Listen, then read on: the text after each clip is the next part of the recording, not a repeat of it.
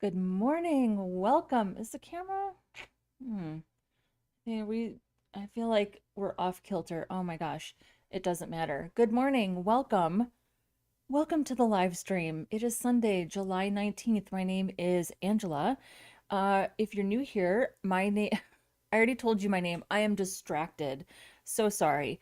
I'm a front-end developer and a software engineer in St. Paul, Minnesota, and on this channel, we mostly practice vanilla HTML, CSS, and JavaScript.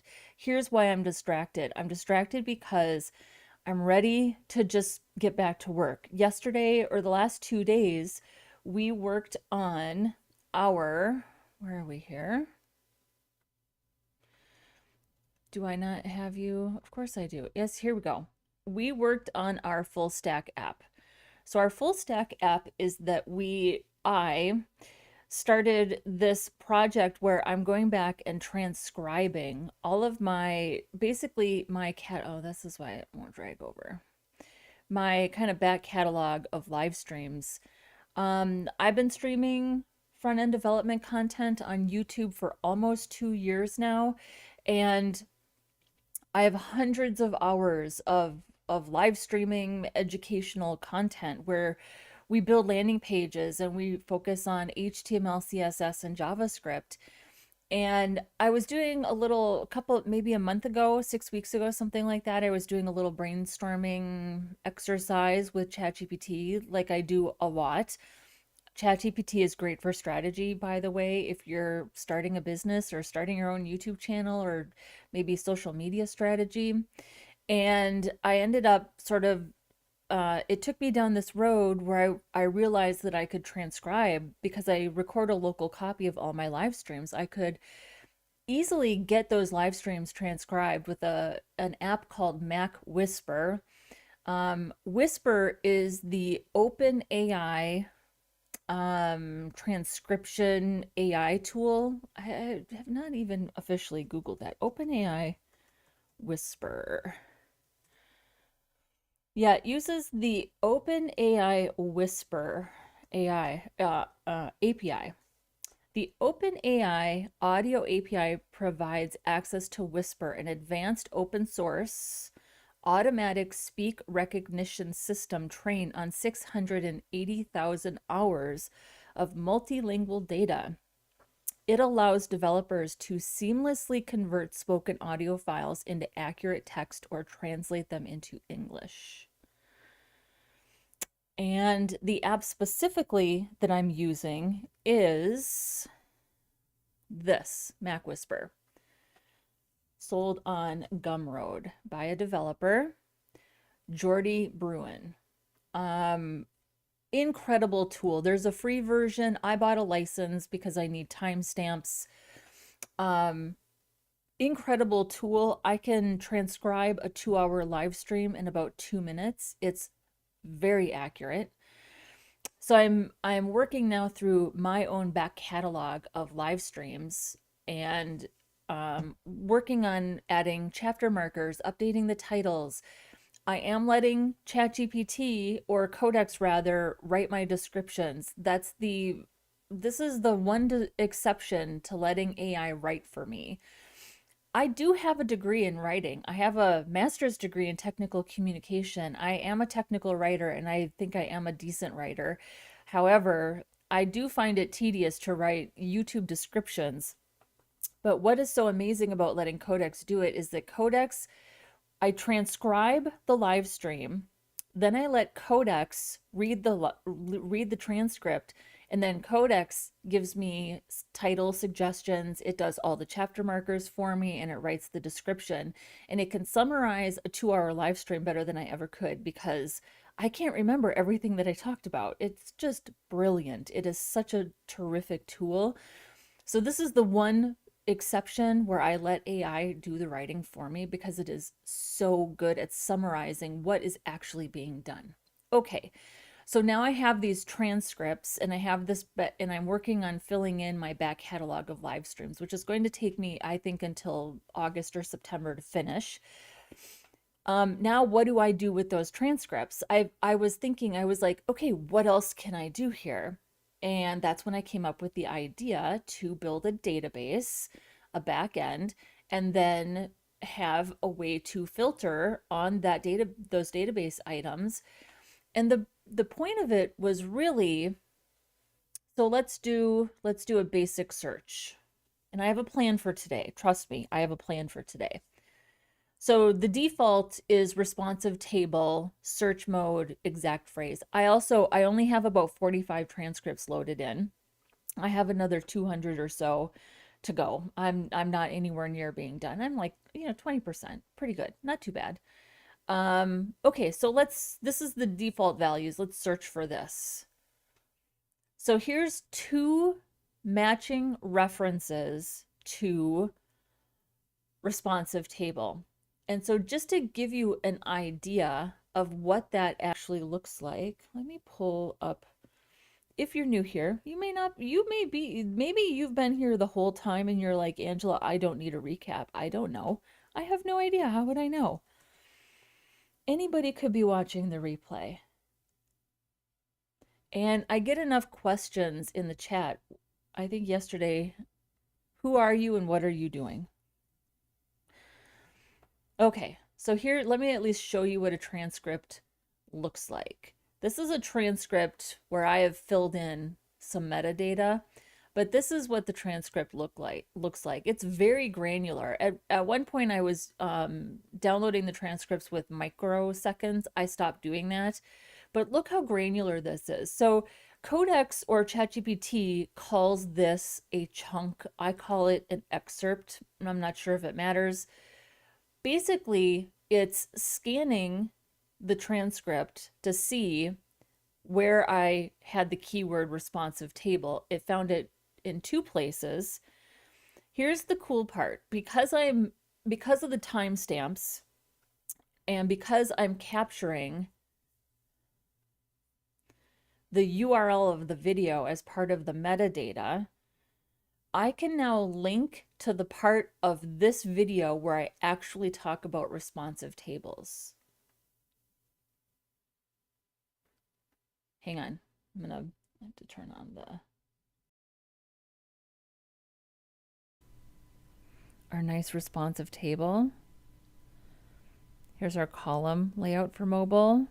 Here's our form.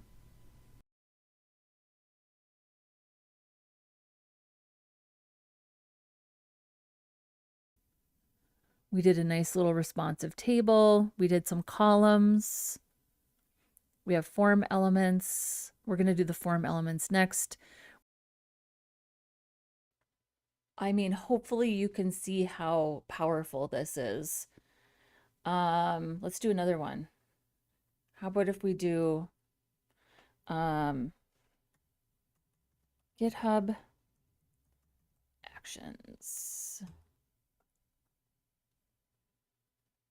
So this is, we'll check this one.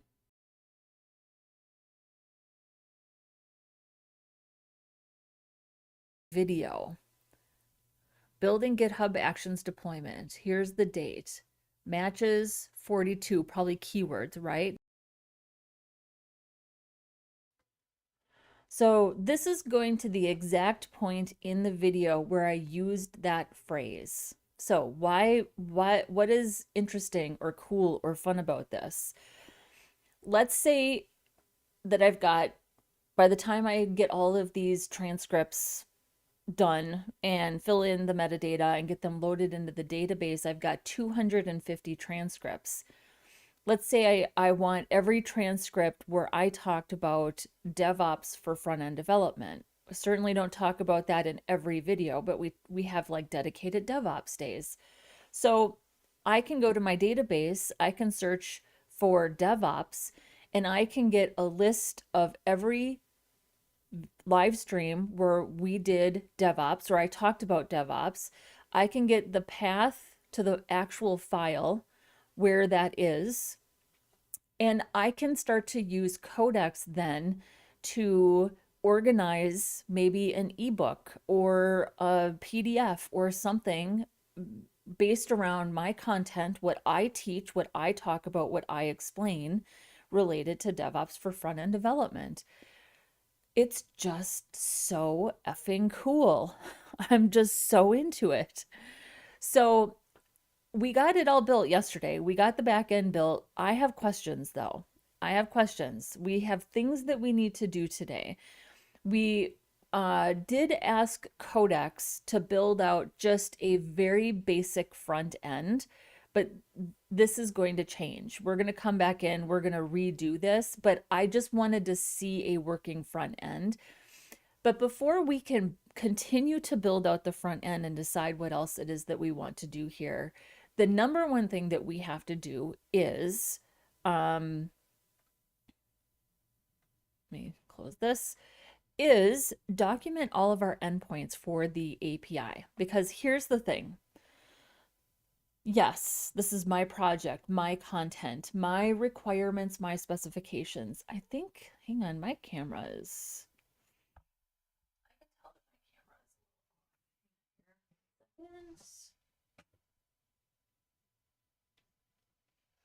I can tell when I'm here.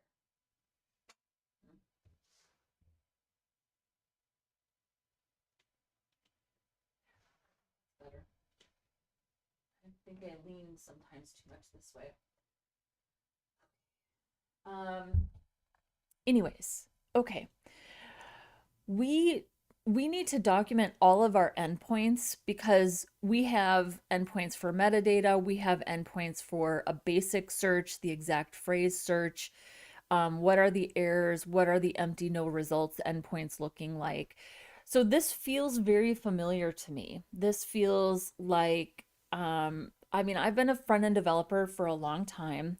I do not know everything, but I'm good at documentation. I'm good at drilling down and finding problems. I'm good at very good at gathering requirements, understanding what I need. And this is a very familiar feeling to me where I come in and I take over on apps that already exist. Because if you are a new developer or you're thinking about going into development, here's the thing.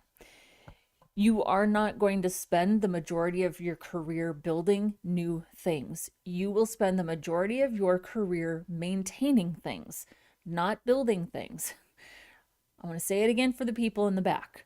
If you are new to front-end development, you will spend the majority of your career maintaining things, not always building new things, unless you do a lot of side work, maybe.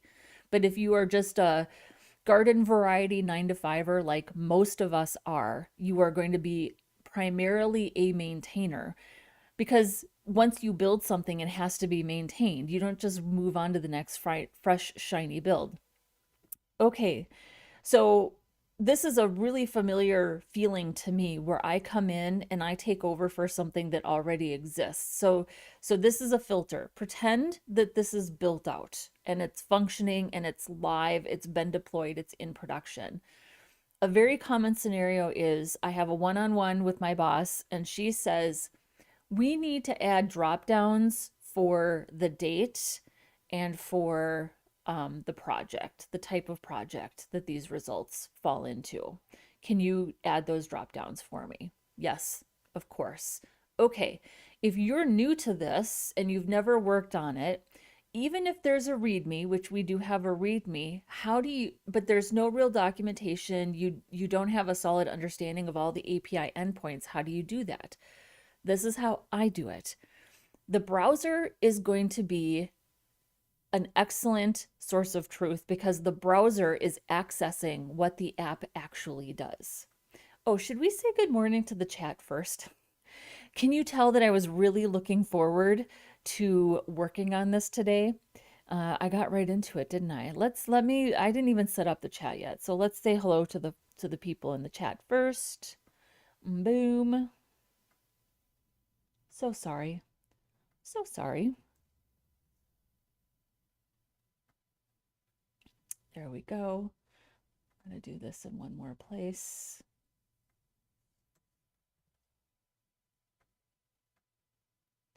And there we go. And Malik Robinson is in the chat. Go Elmo. He is our mod. He's always here keeping an eye on me, keeping an eye on all of us. Thank you, Malik, for being here.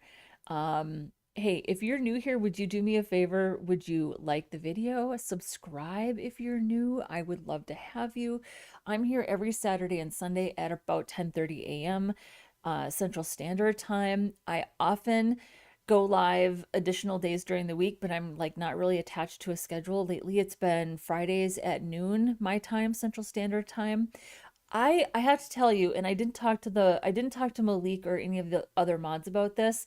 I am thinking about doing a sprint this week. Whoops, hang on, wrong thing. I am thinking about doing, I'm gonna leave this up.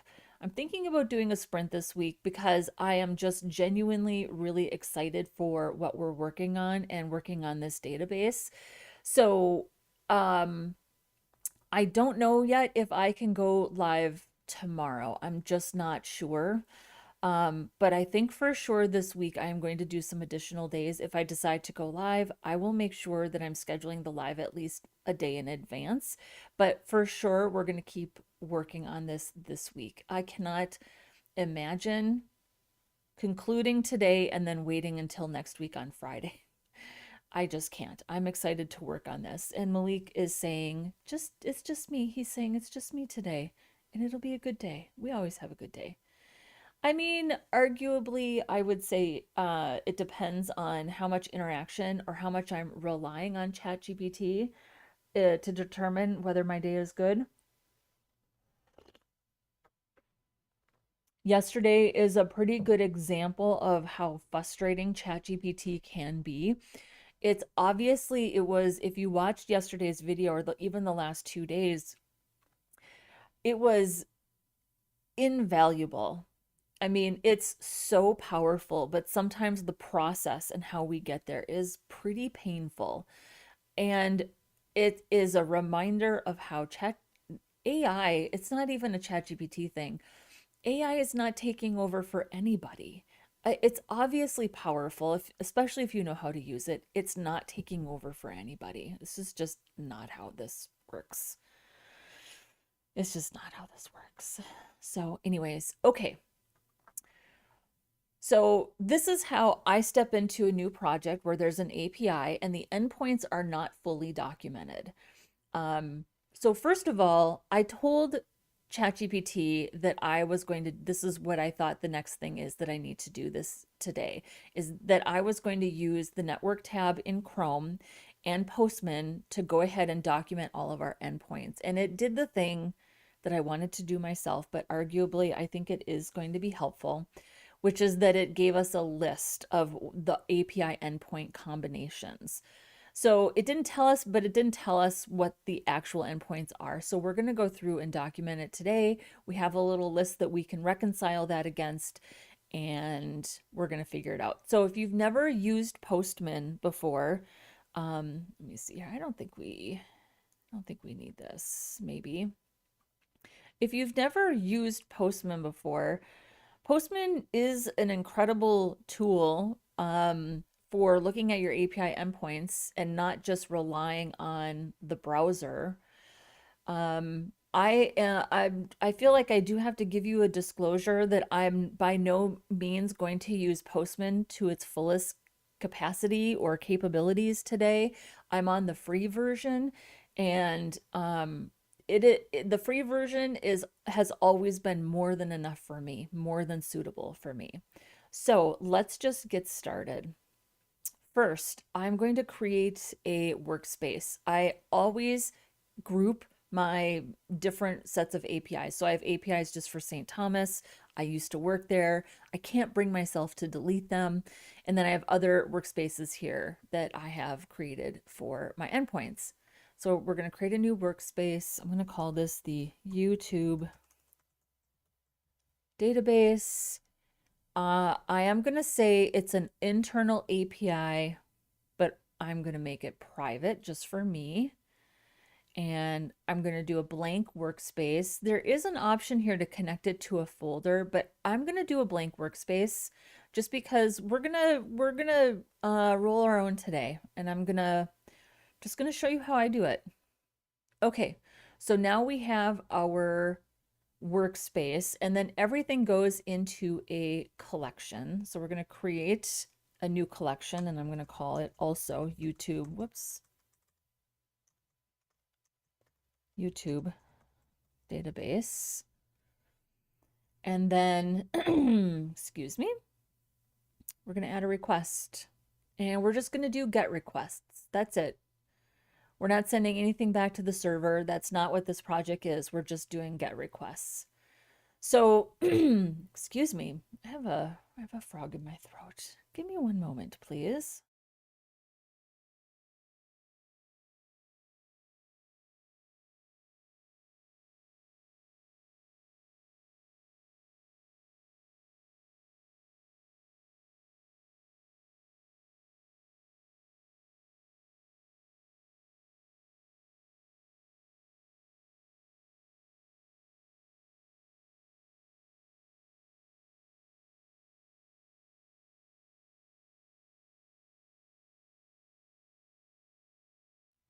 All right.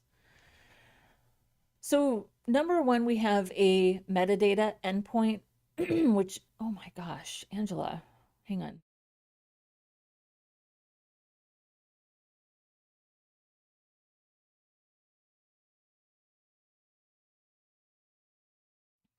Oh, I'm so sorry. I just can't seem to clear my throat sometimes. Okay. So we have this endpoint called metadata, and this is actually what we are loading on page load is we are loading the metadata, and I'm just going to filter by fetch. So here's our metadata endpoint, exactly what we see in the browser. Here's the response. I like to look at preview. So this is exactly what we're seeing here in the browser. So that's the first thing that we want to put into Postman is like literally just what is loaded on page load. And I'm going to save as, and I'm just going to call this metadata. And this is being saved in our YouTube database collection, and we'll save. There we go. The other thing that I'm going to do is I'm going to create a base URL variable right here. So I'm going to take that out. Here's the YouTube database. We'll go to variables. I'm just going to call this base URL, and the value is localhost 127. Then we can come back here, and I'm going to just click or type the curly brace, and it's all going to open up different variables. We're going to add our base URL. I don't know why it's red. Probably because I haven't actually sent anything yet. Let's see here. Why didn't you save? Oh. Okay. There we go. Okay. Don't know what happened there. So now we have a variable for our local host. What is it? An IP URL, whatever you want to call it. And we're returning everything that we saw in the browser. It's just a really good idea to save these things in your little collection, especially when you're working on, I mean, I've just worked on these. St. Thomas loved filters. They just freaking loved filters. And there were so many endpoints, so many different combinations of results. I mean, they had like 8 schools and colleges, lots of data, lots of events, undergraduate, graduate, clubs, just so much data. So I got into the habit of saving like collections of different endpoints, different APIs, different filtering, things like that. It's just a really, it's just going to save your butt. I'm telling you now, it's just going to save your butt to make sure you're documenting this stuff. So, okay, we don't need this.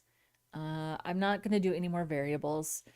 So now I'm going to duplicate this tab, and we're going to get the next endpoint. How do we get the next endpoint? Well, we know search is an endpoint.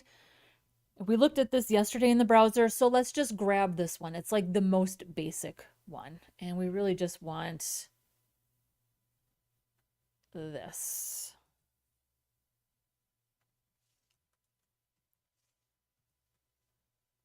And we will save first. If you duplicate a tab and you change the get request and you save, it will change the original tab. I've learned that the hard way. So save it first and then do your request. So now we have a basic search and we have a basic metadata. We know that on page load, we are loading the metadata endpoint, and we know that this is a basic search. But look at here, look at what's in a basic search. There's these query parameters. There's text, mode, project, month. So this says to me, based on this keyword query, that there are other endpoints, other combinations of endpoints. How can I add anything to my filters, any dynamic content dropdowns, anything to my filter if I don't understand the full extent of what the API will even return to me? So let's look now at ChatGPT. Okay, so we have these. I'm going to close these. We don't need them. We save them in endpoint. We save them in Postman like good front-end developers. We got metadata and we got basic keyword. Those are the two things that we got. So what else is there?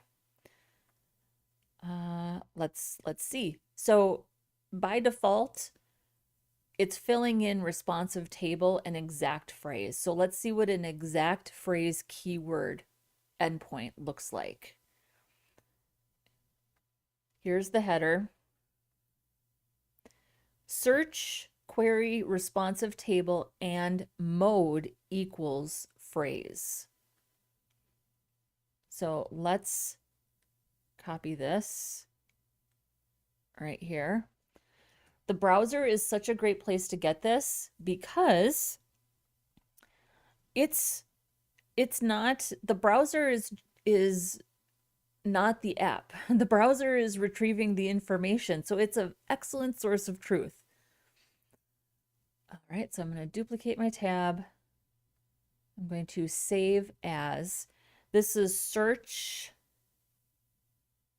mode equals phrase. So I'm going to say search, comma, mode equals phrase. This is how I like to name my things. I'm going to save this. We'll add in our endpoint. You can see here the keys and the values are getting filled in automatically. I'm going to save. And I'm going to send. Okay.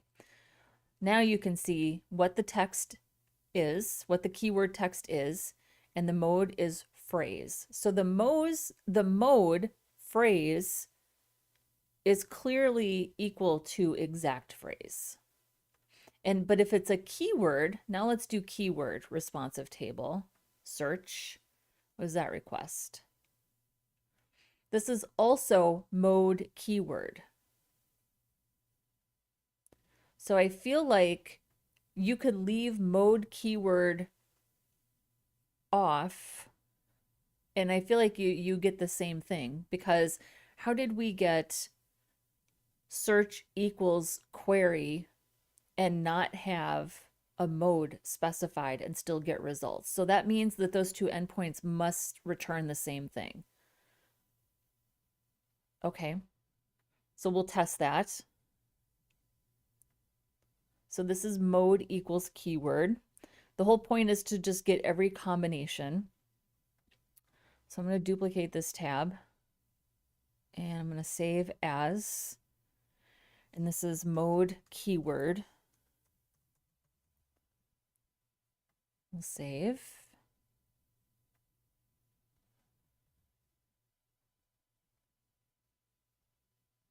Send. Okay. And let me see here. Test results. Wait a second. How do you get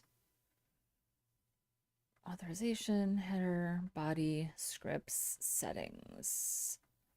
I think I want, although it is telling us result count 7.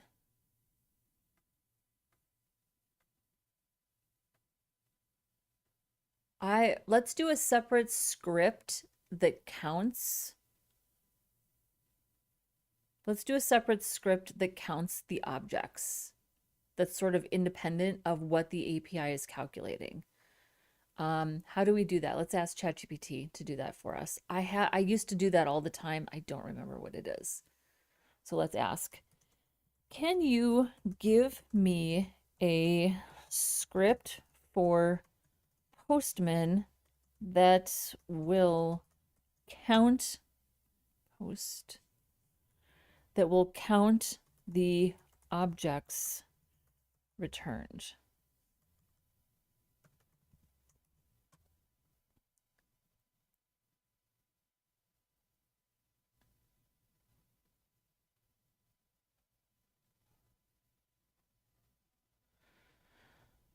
So in the tests tab of your Postman request, use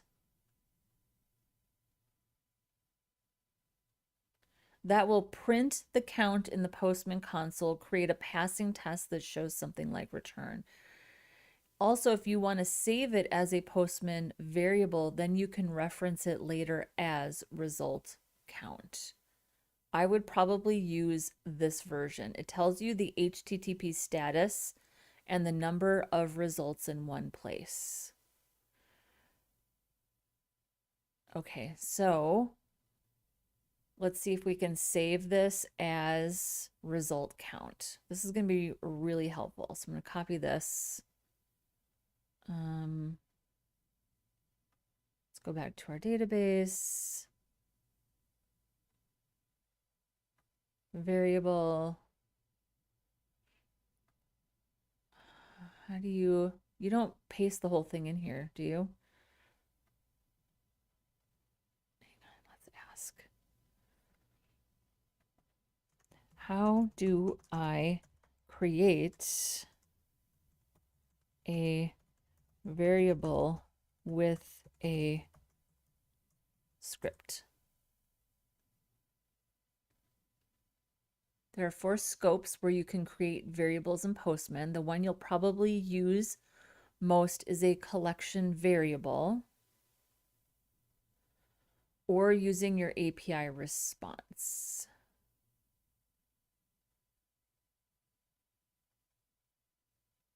Okay.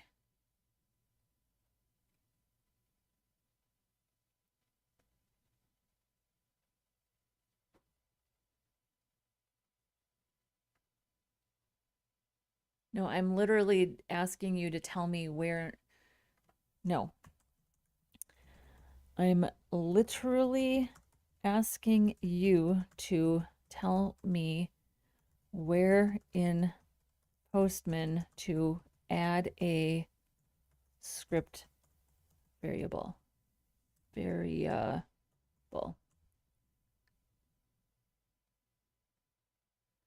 Okay, for a request, there are 2 places you can put JavaScript. Pre-request script, okay. And then test runs after the response comes back. Since you're counting results, you want tests. Where to add it? Open one of your requests, click the test tab, do this, click the tests tab. Test results, okay. Paste your JavaScript there, click send. There's test results. Probably scripts.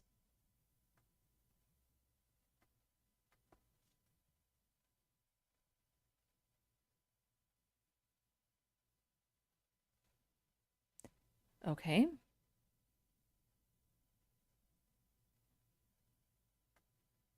And then we want to do another.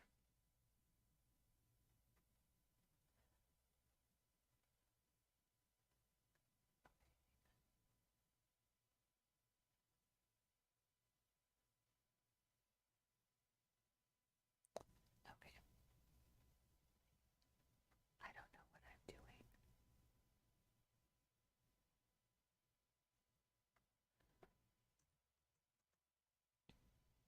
Actually,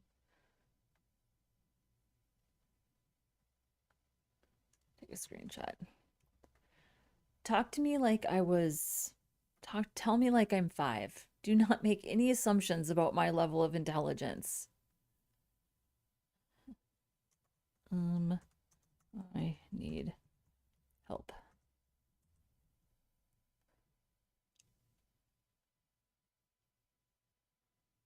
Okay. Oh, there's no response yet. Okay. Move the script. Click scripts post response. Okay, that makes sense.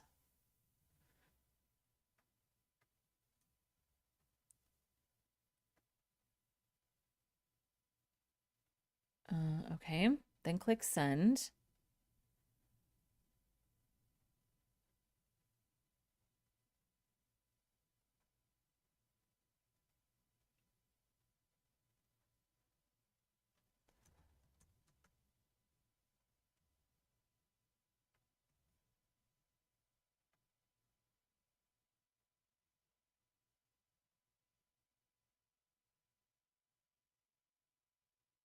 Oh, will fail. Okay.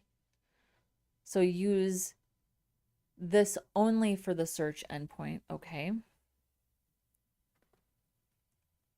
So for this one,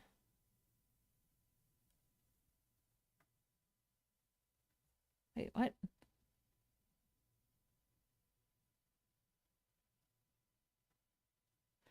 Okay, got it.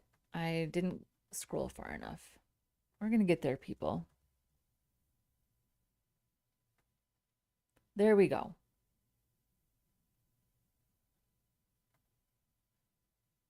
Metadata returned successfully. So for everything else,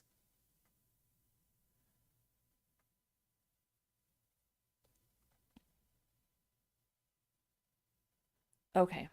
So this we want to do for the search endpoints.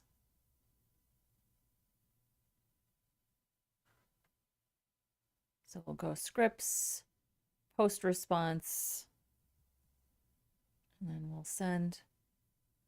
Here's our test results, pass 3 results. So let's make sure that that's correct, that we actually are getting 3 results.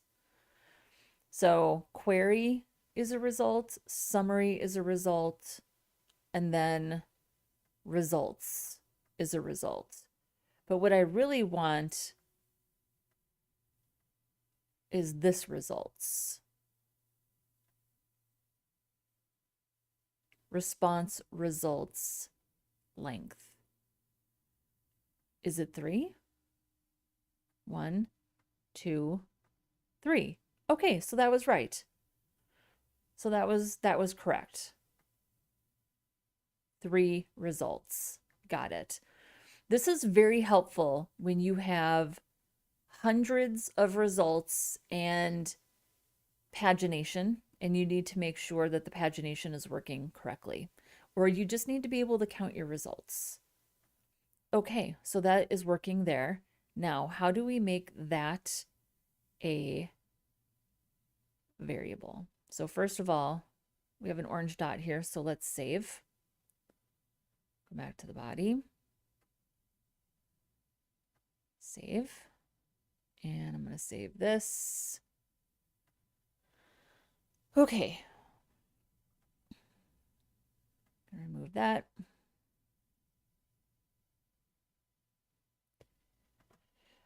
Got it. It works. Now, how do I save that as a variable for the other search results? You don't actually have to. That's one of the nice things about Postman. If you want the same script on every search request, you have 2 good options.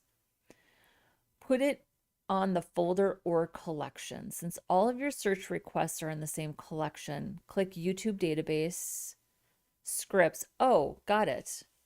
Got it. So here's our database. Here's scripts, post response. We want this here, right? How do you save this? Is that it? Is that all you do?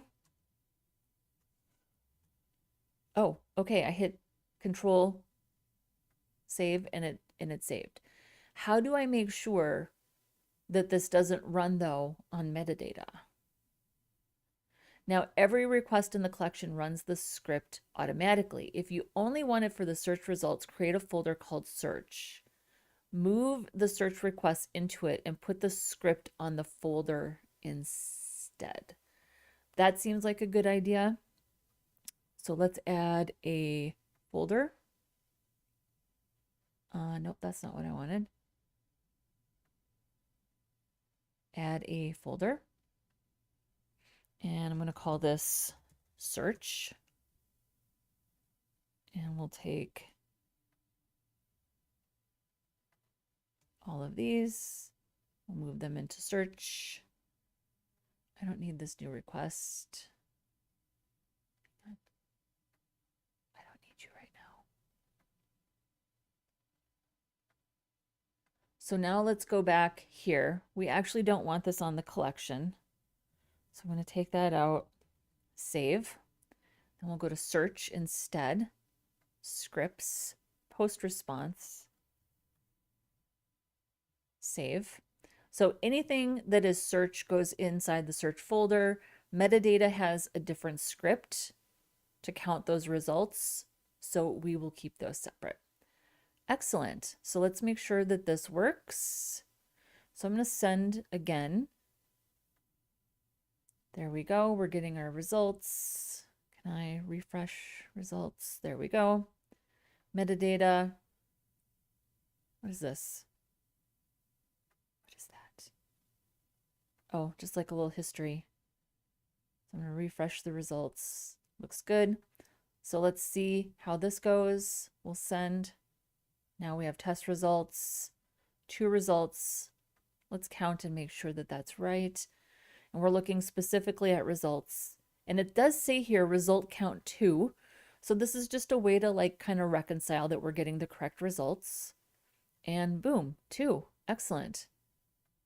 Here's our search mode keyword. So it's search, like plain query mode keyword. Let's go back to params. Send. Here's our test results. 7 results. Got it. Let's save that. Here, I'm going to close this. Here's our search folder. I'm going to close that. Nice. We're getting organized. These are some of my most fun parts of a project when I have days where I'm just like organizing my APIs. It's fun. I think it's fun. Okay, so I'm going to close metadata. I'm going to close search. I'm going to close phrase, and we're just going to keep moving forward. You may have a different way that you do this or a workflow for doing this. This is just the workflow that works for me. So,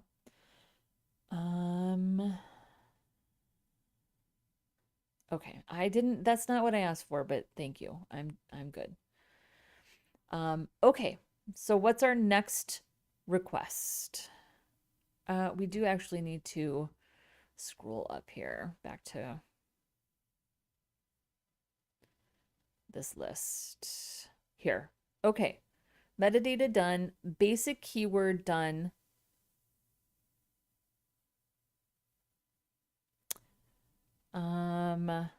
What else did we do? We had basic. I think we did search plus phrase. And we had search basic keyword. Okay. First of all, let's test this and this because I think they're the same. So this is, no, search. So this is SCSS. We'll send the request. We have 3 results.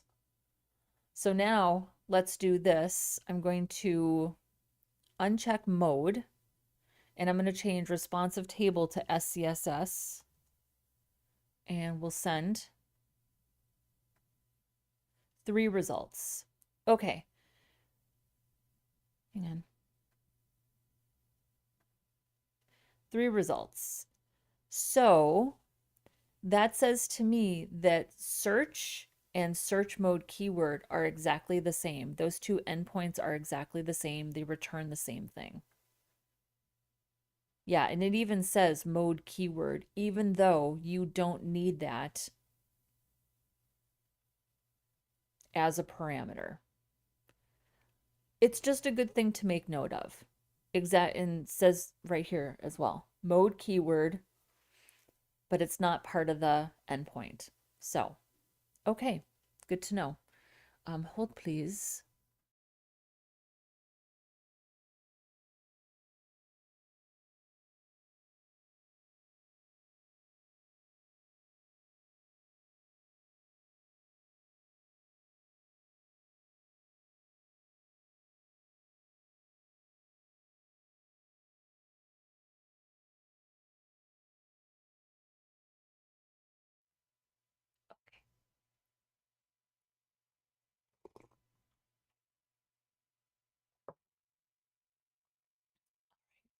I see a little orange dot, so I'm just going to click save.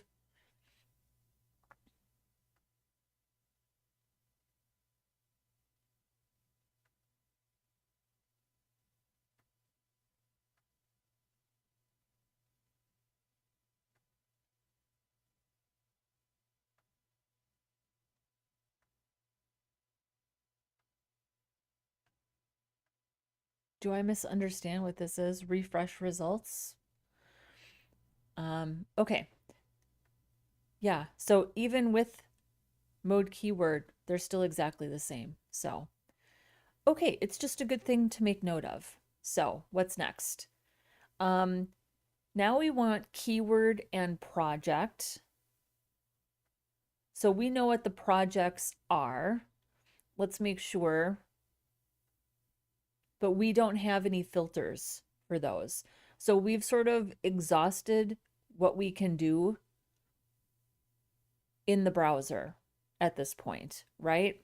And the whole point is to understand what exists so we could add drop downs, because the drop downs are going to come directly from the API. We're not going to hard code a drop down with project names. We want only project names to appear in a drop down, just like we only want months and years, dates to appear in a drop down that actually come from the API. We would not actually hard code those in ourselves.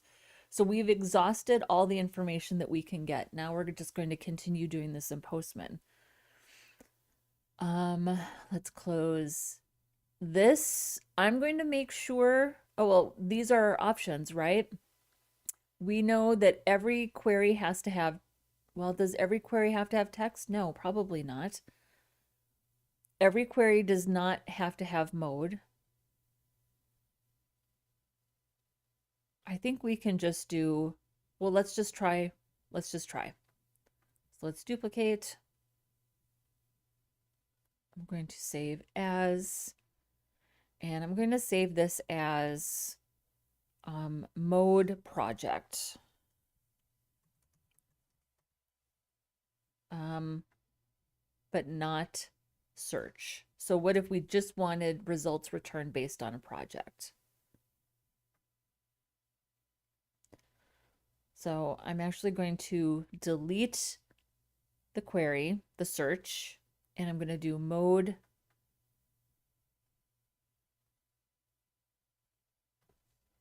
project. Will this just give us a list of projects?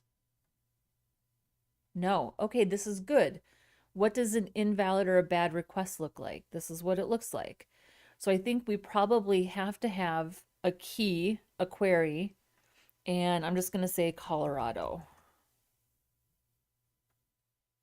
Nope, that doesn't work either. Let's look at our metadata.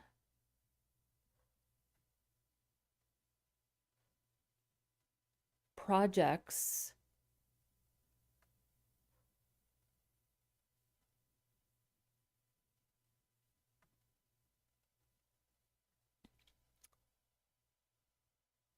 Mode. So if it's mode if it's mode project, then is it project equals Colorado? If it's mode project, then is this project equals Colorado? No. What is it?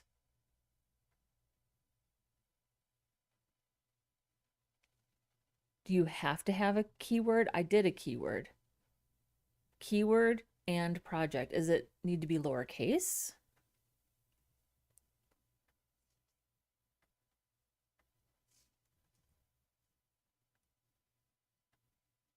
Okay. What is it? Mode project, query Colorado. I don't think the order matters, does it? Hang on, we're going to figure this out. Sometimes this is the fun.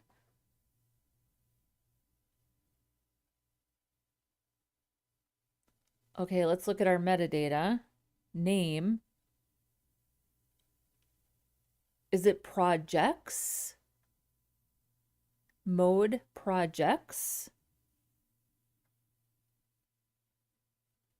What is it? No, it's mode. Oh, no, it's not mode. It's project equals. Didn't we try that? Project equals Colorado. Did I not try that? I feel like I tried that. Okay. Well, what would it be? Hang on.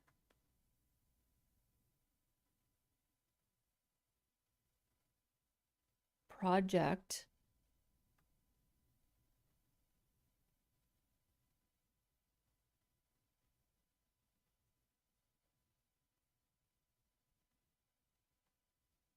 You can't just get a list based on projects. So it has to be a keyword. It has to be a keyword plus a project. Oh, well, I guess it falls under the search keywords heading. So you always have to have a keyword. You can't just get all the transcripts for a project.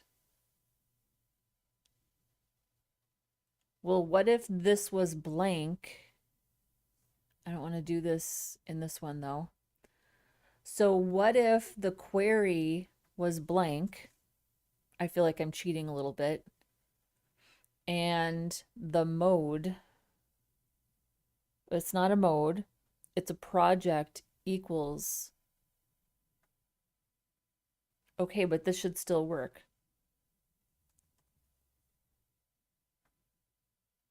Why doesn't it work?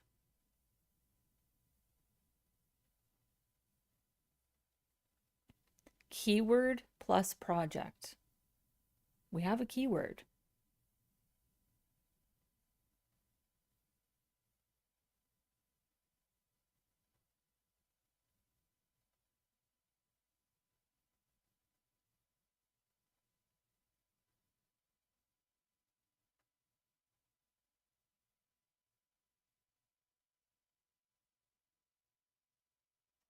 Mode, keyword. It's not a mode, it's a project. What am I missing? Okay. So we're going to have to ask, obviously. We're going to have to ask. Okay. This is why you have to do this. So here's a keyword and a project. There, that worked. Okay, it didn't need to be. See, sometimes you got to play with it. Okay. So can we do this without a query?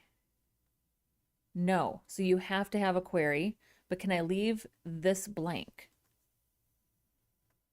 No, I can't leave it blank. Interesting. So that means I cannot pull up just a list of projects. I mean, how am I going to make my, well, I would get it from the metadata then. The projects are literally going to come from the projects array of the metadata endpoint.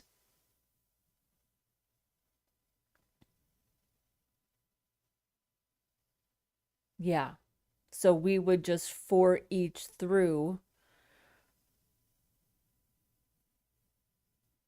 the projects array of the metadata endpoint. Okay, that makes sense. I can handle that.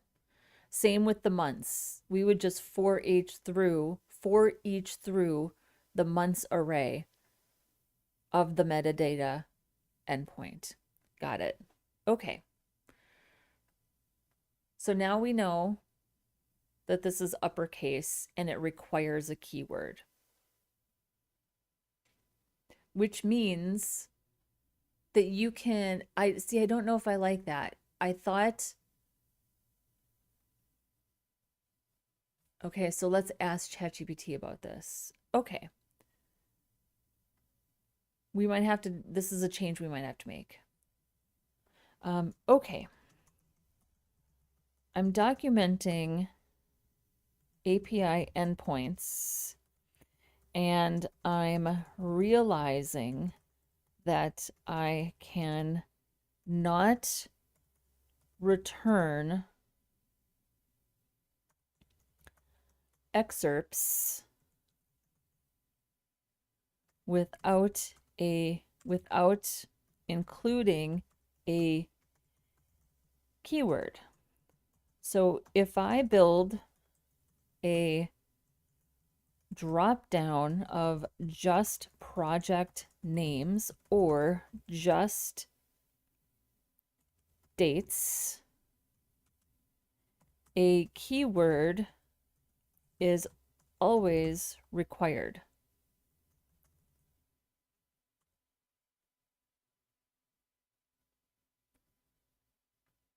That's a really good observation, and this is exactly why I wanted you exercising the API and Postman before writing the real UI. Excuse me, this was my idea, but okay. I guess I'll give you credit for it. What you've discovered isn't a front-end issue, it's an API design decision. Right now, your API is essentially Search API, not Browse API. Those are two different use cases. Search requires a keyword. Browse returns all chunks in that project. That's interesting. Yeah, I don't really want to return all the chunks though, do I?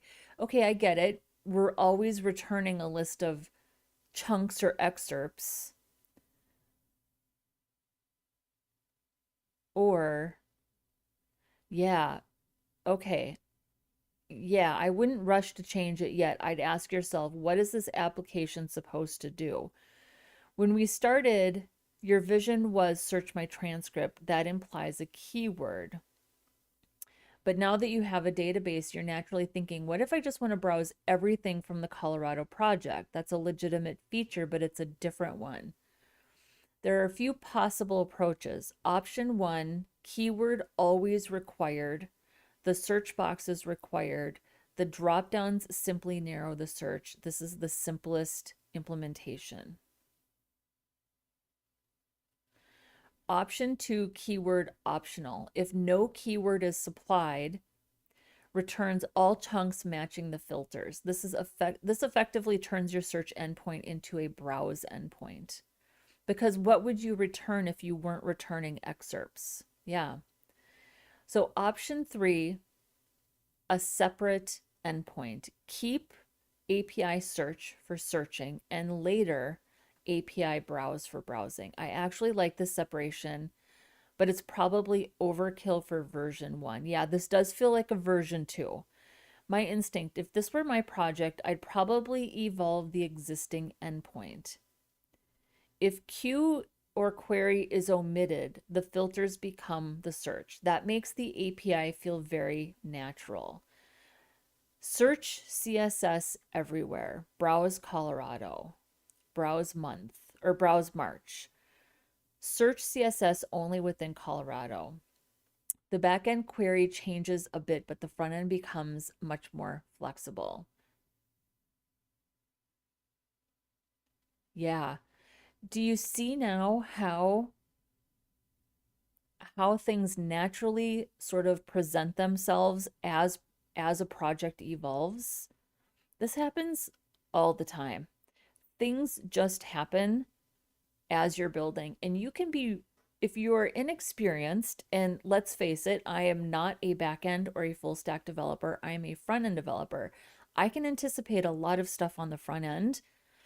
I anticipate far fewer things on the back end because that's just not where I spend a ton of time. But these things happen all the time. I'm like, especially if I'm working with a brand new API that I've never worked with before, I can get this far into a project and it would never even occur to me that the API didn't actually return the results, which is why if you're starting a new project, a new filter, or if you're just being given the task of here's a filter, we need to add these drop downs, the first thing you should do is make sure your API can even support the request. Because if somebody had given me this task and said, add these drop downs, now I would go back to them and I would say, well, actually, this is how the API is built. The API was built and designed to search for these excerpts or these chunks and return specifically that data. It was not built to browse and return a list of transcripts. So, okay, so that's going to go on our version 2, and this makes a lot more sense. What do we think? Are you following along so far? The chat is very quiet today, which is fine. I'm not complaining, but yeah, I find this to be very interesting. Okay, so they're all search. They're all search. So let's get these named correctly. Why can't I get you in here? There we go. Rename. So this is search, comma, mode project. Okay, so now we need mode month. How is that supposed to look? Well, let's look back at our metadata. Because it turns out the metadata basically tells us exactly how it's supposed to look. These are all, well, and maybe we should check a couple other ones. So how about now practice layouts. Okay, so that didn't return anything. So let's just do the very generic CSS. Yeah, that returned 180 excerpts or chunks. Where's the chunk?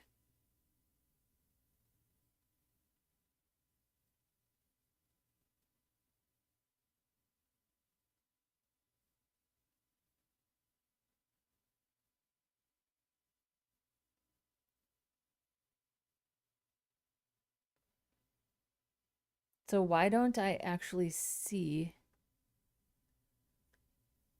the chunk? Here's the title, the date, the project, the repository. Here's the description.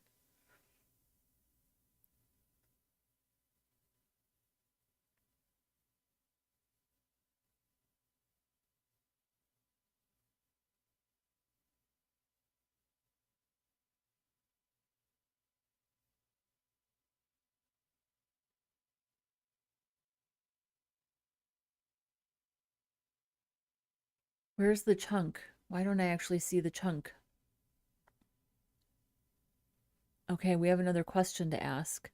Because if I was searching this, would we actually see this?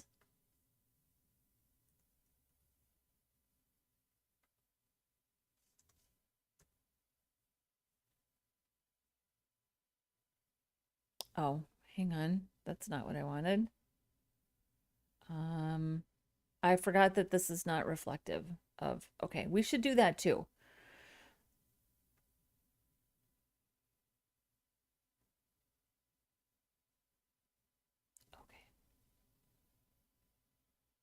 Can you add your own request back here? I bet you can. How do you do that?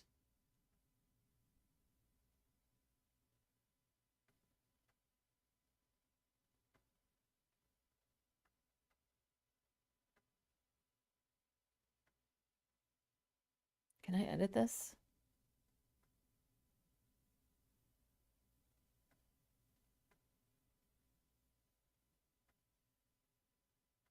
I don't think I can, but I don't know how to. So why can't I actually see the chunk in this object? The actual excerpt. I'm not really sure. Okay. Oh, here it is. Excerpt. Excerpt. It's literally just me saying CSS. CSS.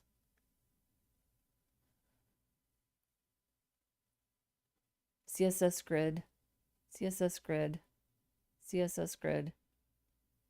Excerpt. It's not like HTML and CSS. CSS especially. Okay, so we can see our excerpt. CSS is amazing. It is amazing. And then here's the link. So let's follow this to YouTube. Oops, hang on.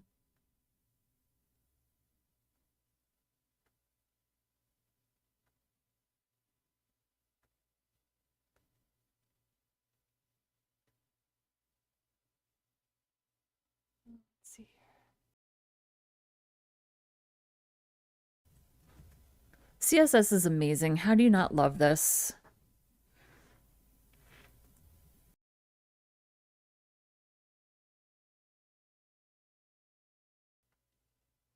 We're getting it figured out, people. We're getting it figured out. Okay, so there's our excerpt. Got it.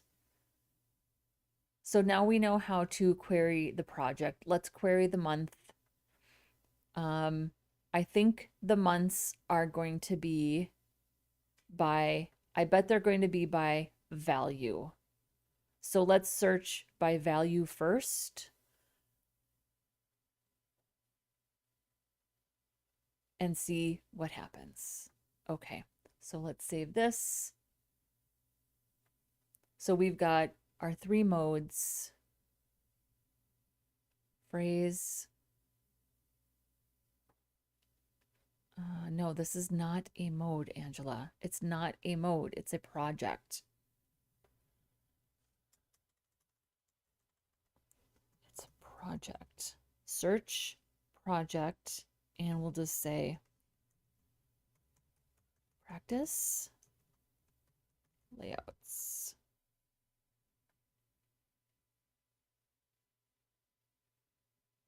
So we've got mode, keyword, mode, phrase, mode, project. Okay. Now let's do mode month. Yikes. All right.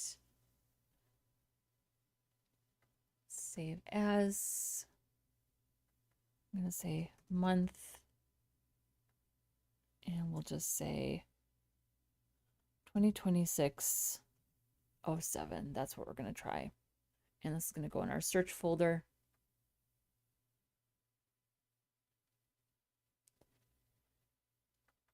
Change this to month. I'm not exactly sure if this is supposed to be the label or the value, so we're going to test it. I think that worked. Yes, so we know now how to format that month. Well, that's good though, but there's a label and there's a value, so we know which one to use. We have to use the value. So, okay. What do we think?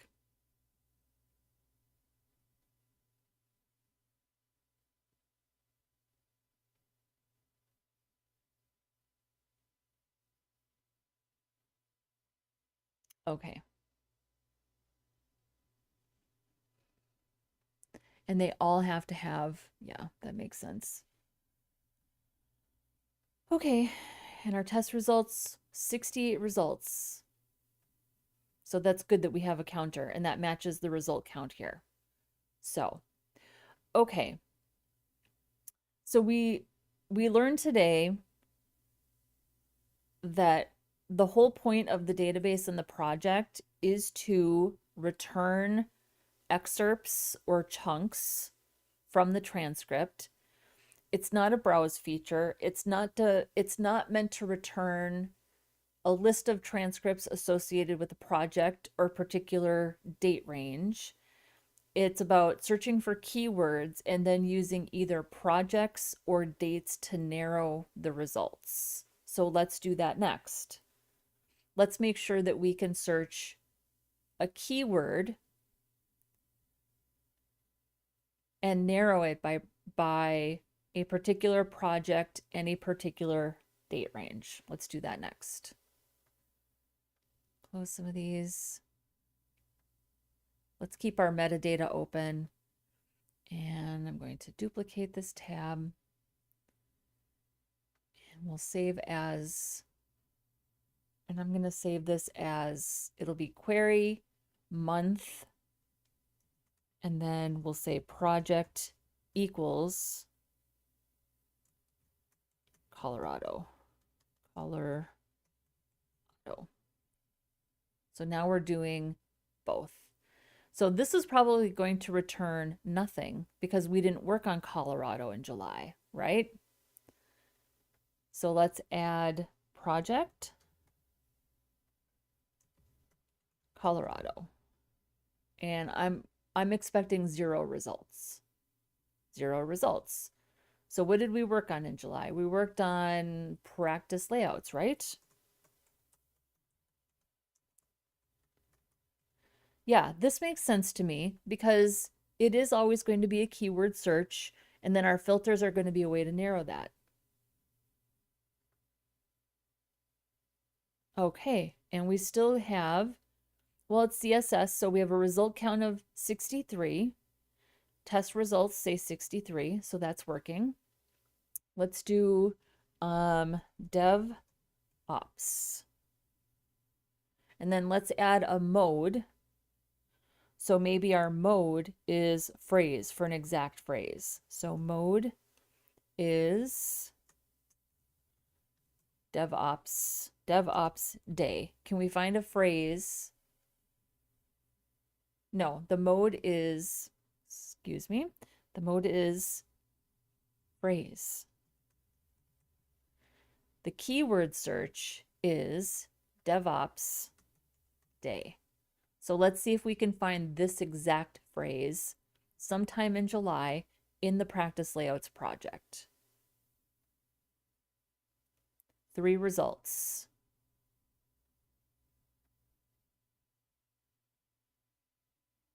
Click to load YouTube Shorts and JavaScript Reduce. Happy DevOps Day is the exact phrase. Okay.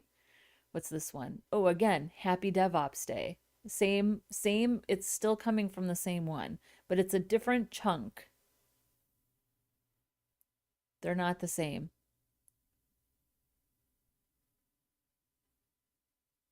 I know I repeat myself, so it doesn't surprise me at all that I said it multiple times. I kind of like this Happy DevOps Day shorts. So, okay, so we know that this is working. Good. So this is the exact phrase. So this is search with month and a project and, can we see the whole thing?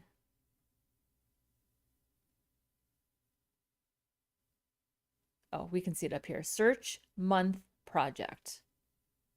Got it. So now let's do one where the mode is keyword, not phrase. So we're going to save as. I'm going to say mode equals keyword. We have to update our title. Let's update our title here.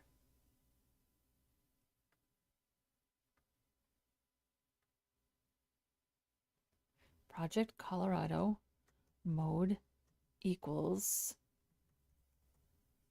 phrase. Okay. Search month project mode.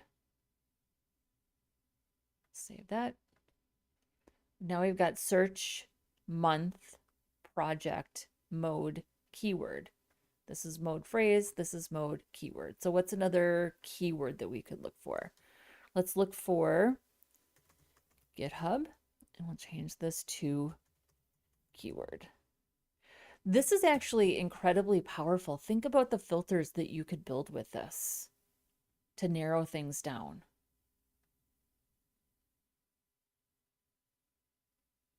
So here's 89 results. Our script is confirming that that's correct. So let's take a look at some of the results. Excerpt, GitHub workflows. Excerpt, GitHub repo. Excerpt, Ocean from GitHub. Don't know what I was talking about there. Our GitHub page. Yeah. What else could we do multiple keywords, like comma separated list of keywords? So what if we did, let's go back up to our list.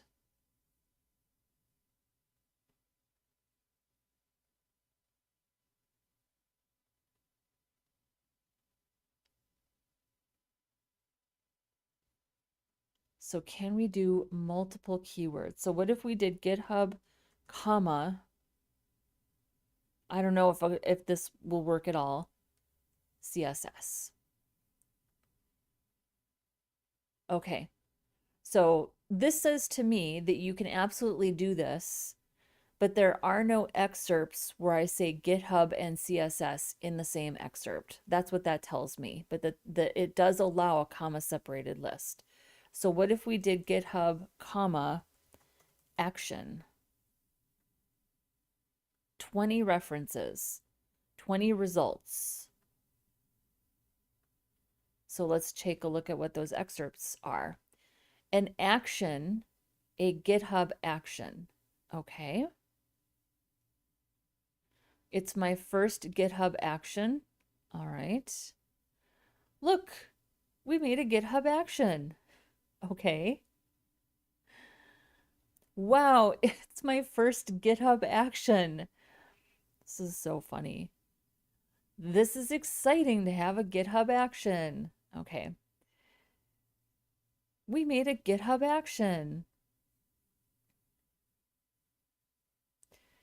Paste its content into a GitHub action secret. Okay, this is interesting. So now let's search for GitHub and secret and see what the result is. GitHub secret. 2 results. What I'm looking for is I want to make sure that these words, it's not GitHub comma secret as part of the phrase, that we're really actually getting these different keywords in different combinations from the phrase. So this is just confirming that I can have a comma separated list of keywords, and as long as that comma separated list is inside this excerpt someplace, that it's correct. Yeah, beautiful. What else? So this is good. This means that this is all working. We have confirmed now that we can have a comma separated list of keywords. Beautiful. Okay. Let's make sure that a comma separated list works in exact phrase as well. This is a good test. So keyword is different than exact phrase. This, I would expect to have 0 results now if we do this for exact phrase, right? I'm going to save that. So let's try it here. So unless the excerpt literally contains GitHub, comma, space, secret, I predict we're going to have 0 results. Oh, we have 1 result.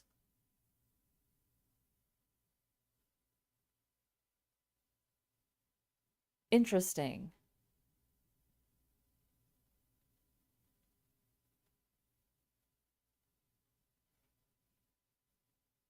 because this is not an exact phrase. So what if we did GitHub, comma, key? Okay, so this is giving me 0 results.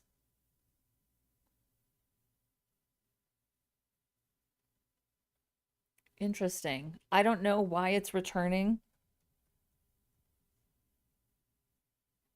an exact match. Is it literally because the word GitHub secret comes after GitHub, but the comma is missing, so it's not an exact match? So what if we said GitHub value? Yeah, 0. Interesting. I'm not sure about that. I'm not going to worry too much about it though, because I don't see myself needing that for anything. So we'll see. One moment, please. We're just about done with this.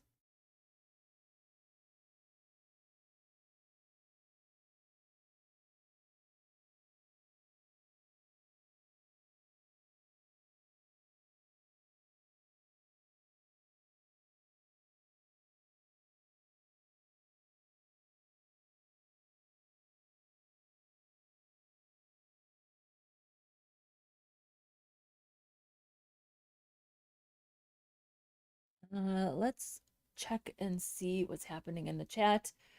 Um, I'm so sorry. I'm going to have trouble pronouncing this username. Is it Maki? Can I go with Maki? Is that okay? Asking, is this an API? I am a newcomer and I'm a student. Is this an IDE or any tool? So this is Postman. We're working in Postman. We basically vibe coded a database and a backend for a full stack app, a database and filter. I'm going to build out the front end with vanilla HTML, CSS, and JavaScript. But we had Codex and ChatGPT help us build out the back end. We finished that yesterday. And now we are just documenting all of our endpoints and all of our APIs. So I'm not 100%, I'm fuzzy on why the exact match works for secret. It could just be that it's ignoring the comma and it's looking for an exact match in terms of just the order of the words. That's what I'm thinking, which says to me that the query just doesn't support a comma separated list like keyword supports a comma separated list. So I actually think that that's good that we get those options, that we could have multiple keywords and we could have an exact phrase. So we're just going to tuck that away and, um, you know, see what comes up. But I think it's powerful. I think this is really powerful and really cool that we built this. So the two things that we're going to add to the drop down is a list of projects and a list of months. Those are the two things that we need to add. We're not going to get them added today. I would like to work on them this week. I'm trying to think. I just don't know if I can go live tomorrow. I'll tell you why. I'm having some plumbing issues, is the reason why. When I woke up this morning, my bathroom water was filled with my bathroom sink was filled with water. So, and I actually just had the management company who takes care of my apartment building. They're amazing. They are awesome. They're fantastic. They're so good. They're a professional company. I've lived in this apartment for 6 years.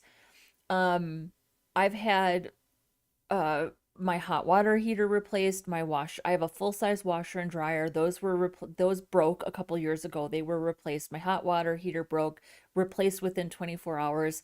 And my AC went out in July, maybe 3 years ago. Again, replaced with a brand new unit within 24 hours. The maintenance people here are so good.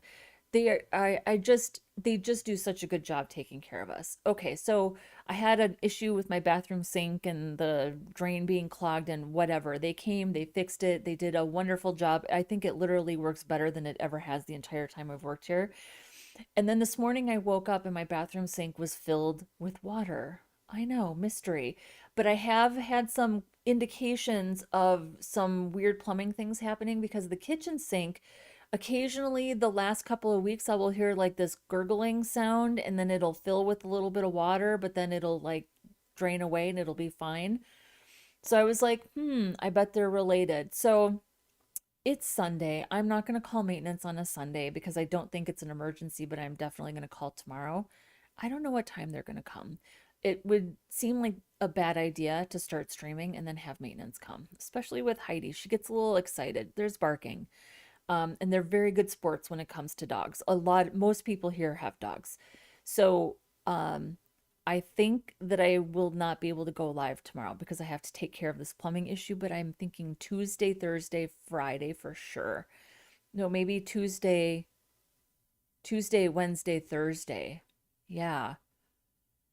I really want to work on this week. Especially now that we have a good understanding of how our endpoints work. We need to get those extra filters in. Once we have all the filters working, then we can really design how we want those results to look, especially since one search can return multiple excerpts from the same live stream. We want to be able to group everything that belongs to that live stream in one grouping and not have, so as an example, let's just go back to our basic search. Let's go back to our basic keyword search where we search for, let's search for accessibility, basic keyword search, 106 results. Yep, so we're confirming that. How many of these are from the same stream? Lots, I bet. Yeah, these are the same. This is the same. We definitely want to write JavaScript that is going to group those results together. So we're not outputting 106 just excerpts. We want to make sure that those excerpts are grouped together under the same transcript. Yeah. And put them in order also. So we have some work to do. I have some work to do to design how those results should look. But first, let's make sure that we can add the drop downs and confirm that we're getting the same results on the front end that we're getting in Postman based on our own documentation. So this was really good. I'm worried this might have been boring. And yesterday I wasn't even thinking that we needed to do this, but then this morning I woke up and I was like kind of getting ready and I was like, actually, we do absolutely need to do this. Here's the other thing that I would like to do. Postman has a bunch of like AI tools built in. How cool would it be if we had Postman write a README document for us that we could have here in Postman, but that we could also add to our project to document all these endpoints, right? That seems like a good idea. So how would we do that? What is this right here? Help people understand your collection by adding a description. Postman, you're reading my mind. Okay. So let's see.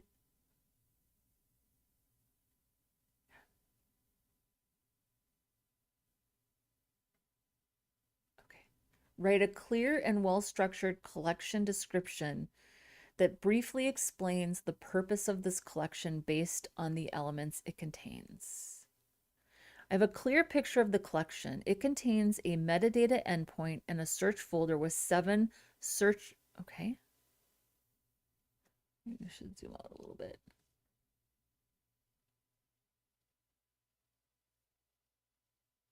Oh, sure. Approve. Why not? Oh, What's this? Okay, so here's our documentation. What? This is so cool. Okay. This collection provides a set of requests for interacting with a personal YouTube video database API.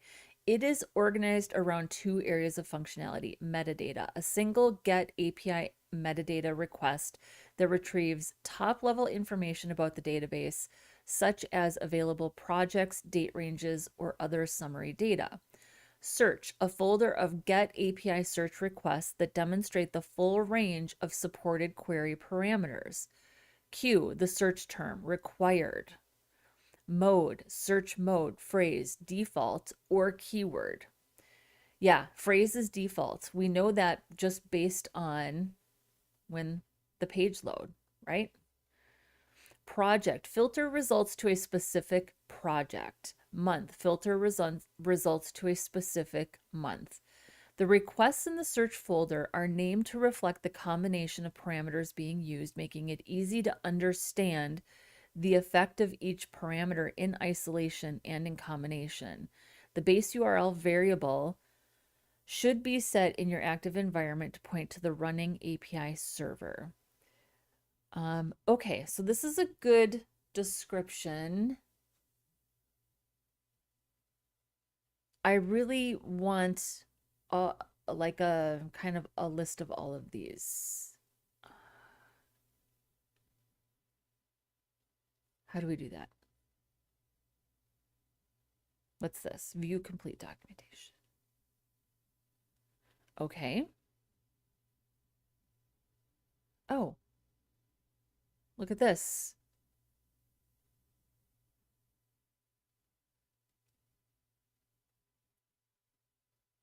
Nice. Okay, here's our complete documentation. I need this. Hang on, what happens? Okay. Postman editor, markdown editor.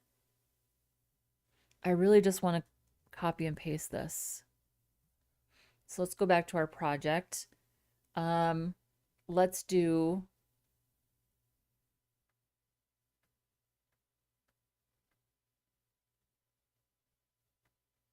I'm just going to put it in the root. So I'm going to say, I'm just going to call this API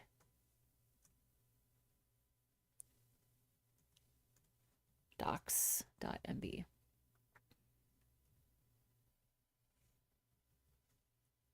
There we go.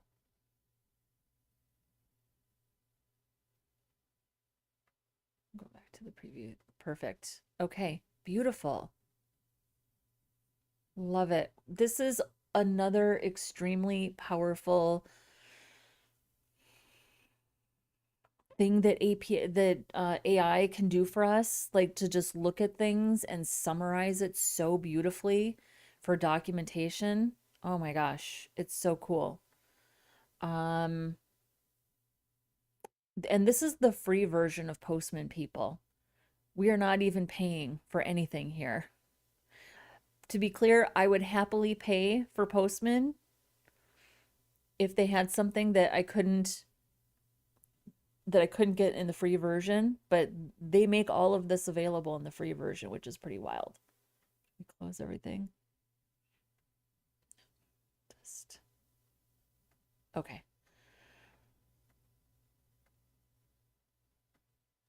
Nice. Okay. Next, what's the next thing that we need to do?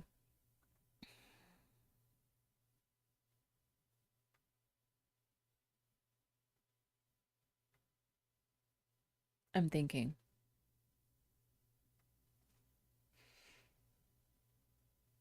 What's the next thing that we should do?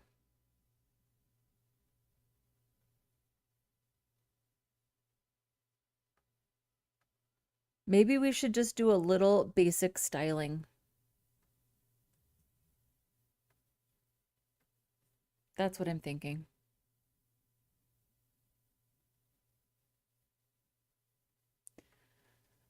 So Gogo Elmo is asking, How do you think you could implement these skills or knowledge into other projects you did do or could do?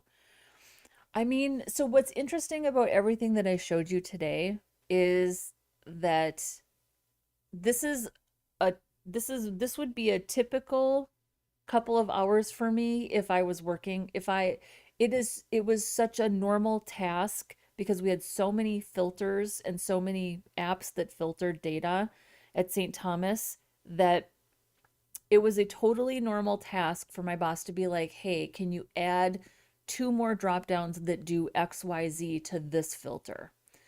So the first, if it was something that I hadn't worked on before, I would, and I didn't have a good set of documentation for the endpoints, I would crack open Postman and I would test all of the different combinations of endpoints and figure out how do I get this API to drill down to this information to make sure that I can add it as an additional filter.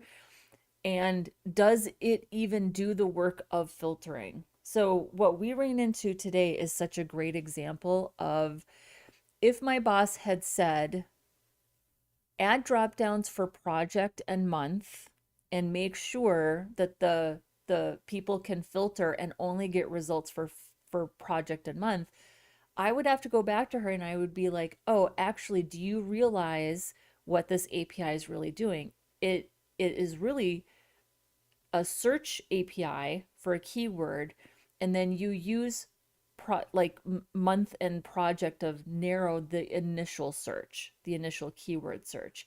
You're not really getting everything just for a month or just for, you know what I mean? So this is like such a normal experience for how I used to work at St. Thomas. I love it. I absolutely love this. So this is just a really good example. And I'm glad that we did this because, again, yes, this database are my requirements. I asked Codex to do this, but I didn't actually build it. Codex made a lot of decisions that I didn't even think about. And now I have to go in and learn what those are and document them. So it's awesome. Here's the other thing I was thinking, and this might be obvious to everybody but me.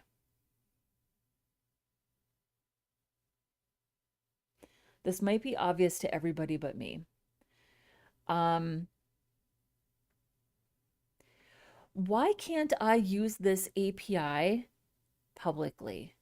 The database, I would obviously want to stay private, but why can't I use, because I'm thinking about how cool it is that somebody can do a keyword search, click a link, and then go to that video and that point in the video. How cool is that?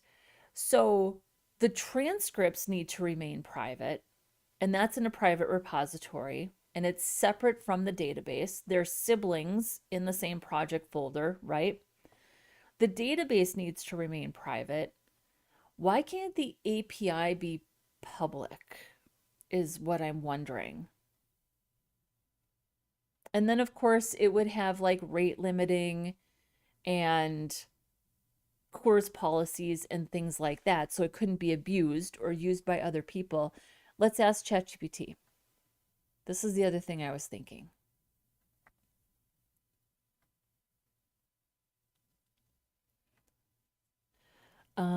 Nice. So let's confirm. This all makes sense, and I have everything documented that I need.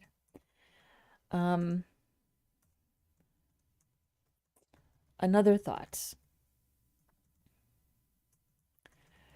Why couldn't this API be public or at least available so I can use it in other projects? The content agent project is obviously private, and and a sister project to the database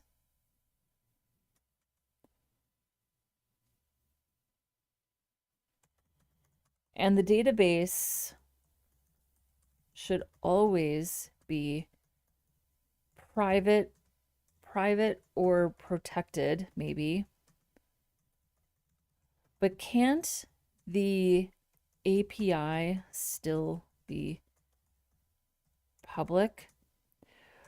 Or does the database and the API have to be separated?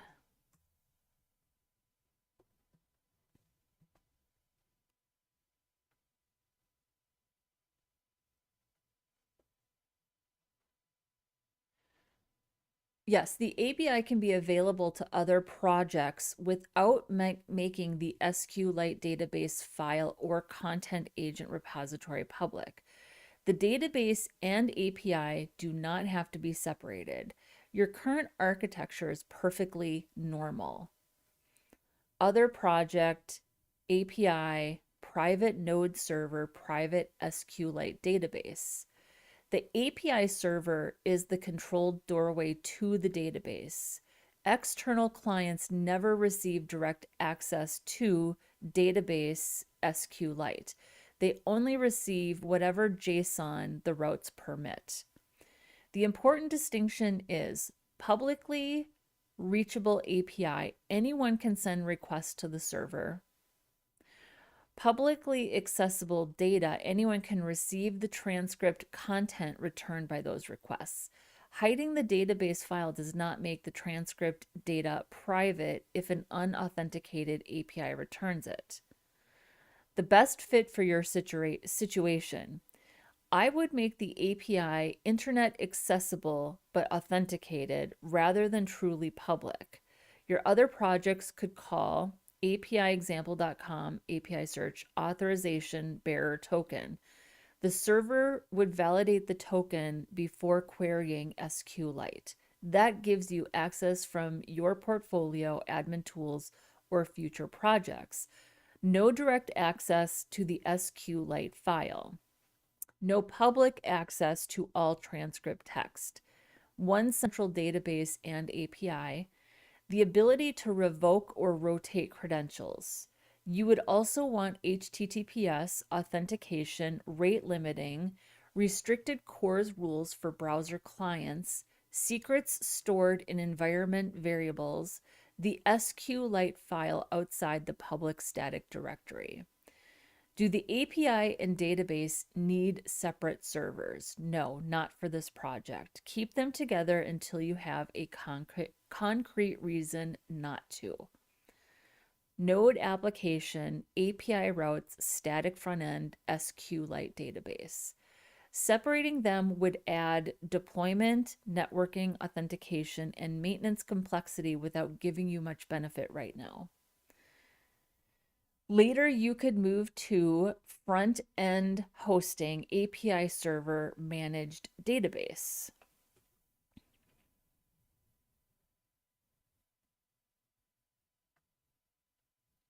But SQLite is extremely appropriate for a private read-heavy transcript system. The deployment wrinkle. Your content agent repository is currently the source of truth. A deployed server will not automatically have access to. It doesn't need to because I could run the importer locally and then deploy it. So you would need one of these workflows. Build the database locally, then securely deploy the resulting database.sqlite. Give the deployed server a private copy of the approved, no. Yeah, I would rebuild locally and deploy. That preserves content agent. One security detail. If another project calls this API from its server, an API token can remain secret.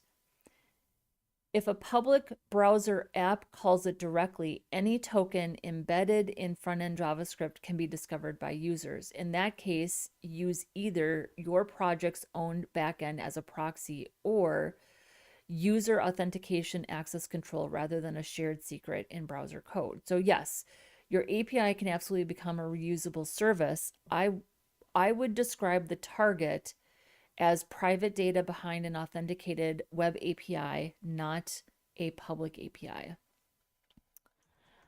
What if I used Express JS to mask where my API is coming from?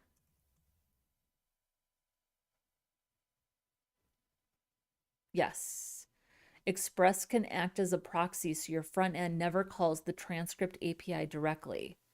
The flow would be browser, your project's Express server, private transcript API SQLite. Your browser might call API transcript search, but that route belongs to the consuming project's Express app. Express then calls the real transcript API using a secret token stored on the server. That gives you two useful things. The real API URL is not exposed in front-end code. The API token stays server-side. A few important distinctions. This hides the origin from ordinary front-end users, but it is not security by itself. The real protection comes from authentication on the transcript API. The proxy should only forward approved query parameters. You may want rate limiting and response size limits. Do not put the API token in client-side JavaScript. You also do not need to separate the transcript API from its SQLite database. The transcript app can remain one Express node service with its private database. Other projects can each use their own backend proxy to access it securely. So yes, Express is a very sensible way to make this API reusable across projects while keeping the actual endpoint and credentials out of the browser. I like Express because it's easy to implement middleware. I know very little about middleware, but I know what middleware is. Middleware and CORS policies, right? Exactly. That's one of the reasons Express has been so popular for so long. It gives you a very nice request pipeline. Each concern is isolated in middleware instead of being mixed into your route handlers. For your transcript API, I can imagine middleware like request logger, rate limiter, CORS, API key auth, validate query parameters. Then your route becomes very focused. The handler can assume all the plumbing has already happened. CORS becomes very straightforward for development and for production. Yeah. You simply whitelist the origins you trust. Middleware is where Express really shines. I would love to learn more about middleware in Express. I've only done it once and I'm very fuzzy. I followed a Brad Traversy tutorial on setting up an Express backend that had middleware, and I was like, I don't know what we're doing here, but I'm just following along. I could see you eventually adding things like request logging, API key authentication, rate limiting, CORS, response compression, security headers, error handling without changing your search logic. So if I had let's say I had a really specific use for the database, the transcript database, like a very specific query parameter that a very specific keyword or set of keyword searches that I wanted to come from the database that I knew would make great filtering on, say, my personal website or in my personal portfolio, as just like a fun example of clicking on a link and going to the YouTube, right? I don't know what that is yet. I'm just thinking out loud. I could use Express and all of this middleware for the security and the CORS policies, and then I could do the pre-filtering to set up those routes, right? Yeah, that would be really cool. I don't think it's going to happen this month. I don't know if it's going to happen this year, but I like this. I like the direction we're going here.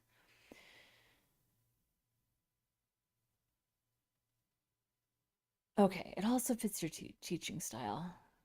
ChatGPT looks for any opportunity it can find to like flatter me, stroke my ego a little bit, right? One thing I wouldn't do yet, okay, I didn't say I was going to refactor my entire project. Okay. Um, Thanks for stroking my ego, but I'm not planning a refactor either. Just thinking out loud.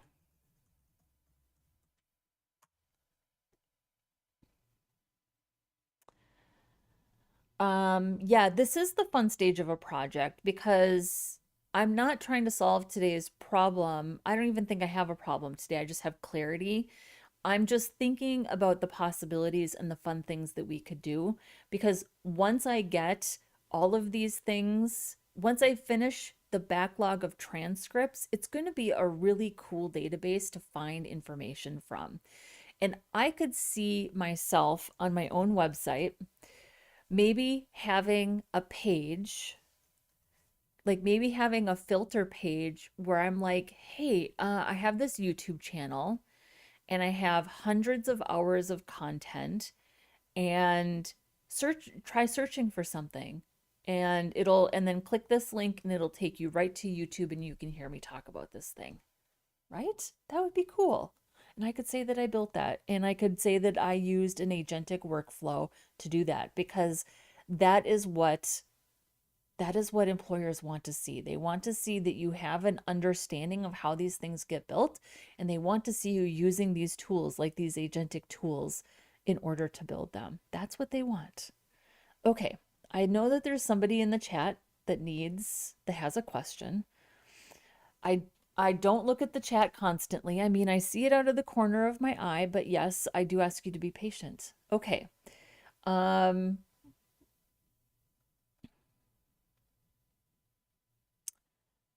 So it looks like you deleted your messages, so I'm not sure what it is that you are asking. I'm sorry that you're so impatient. Can you not just chill for a minute and I'll get to the chat? I think she is not watching chats. I need to ask her about script. Okay. Um,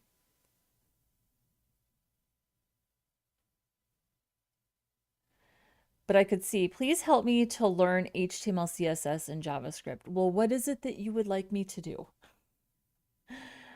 Um, I can't help.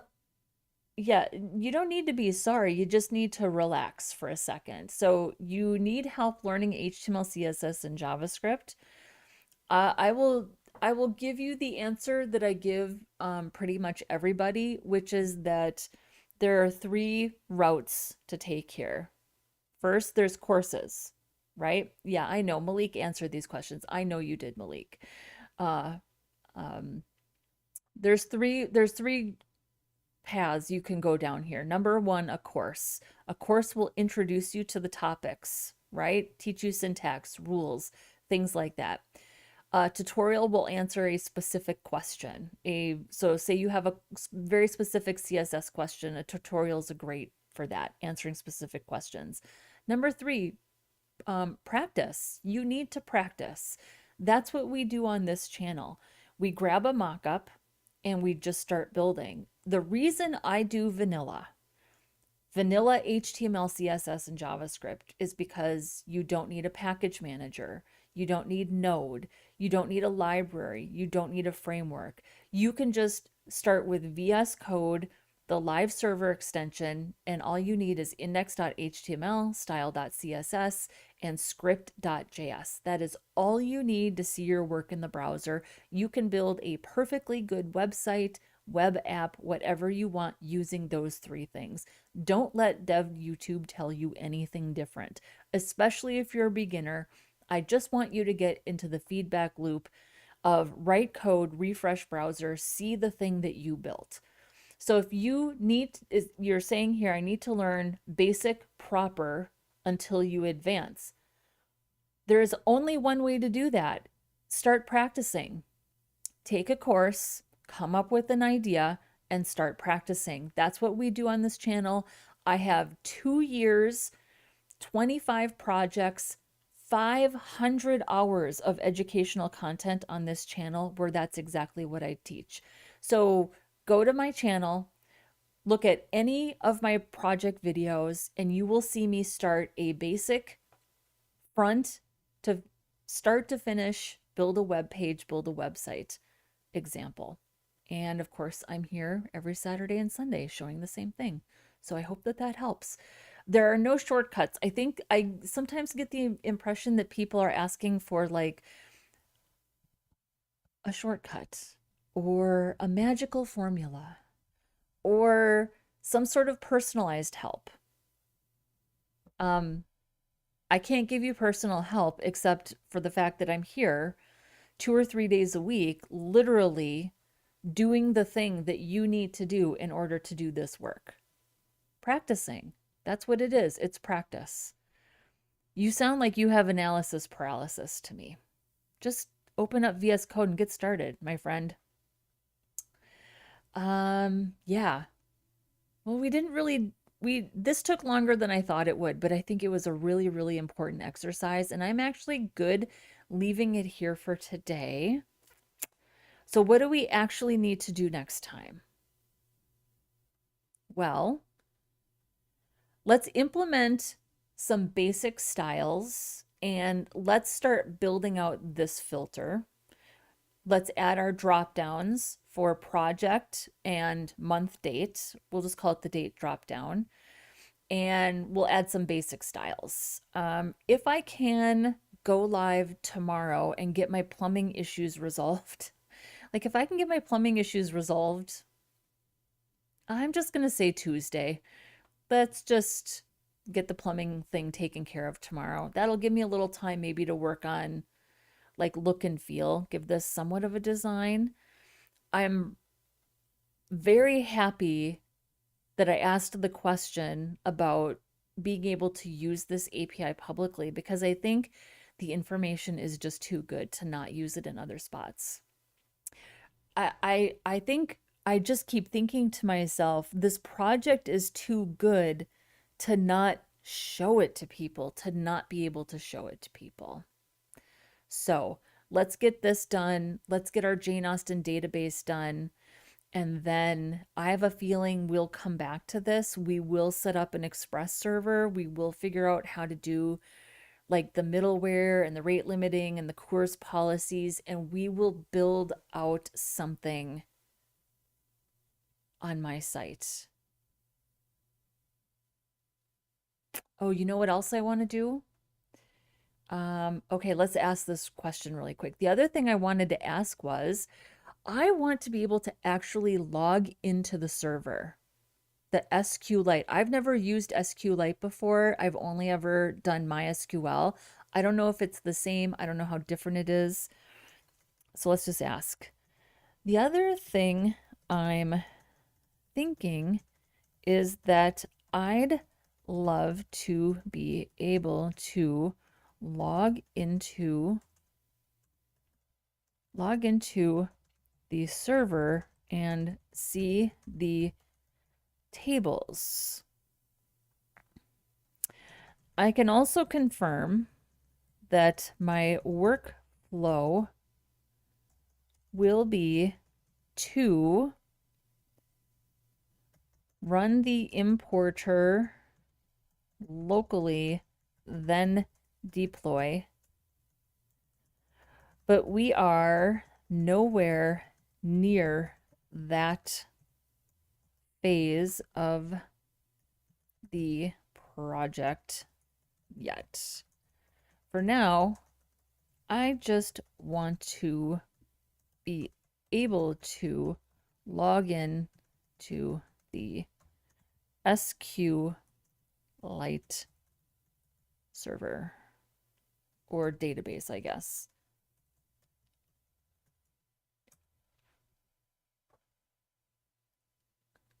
Don't give me a database and tell me I can't log in.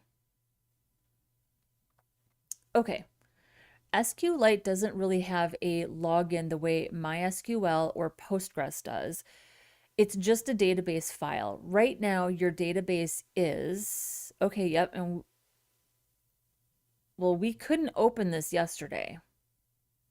From the terminal, from the project root, SQLite 3. Okay, let's try, we're gonna try this. But hang on one second, I need to blow my nose again.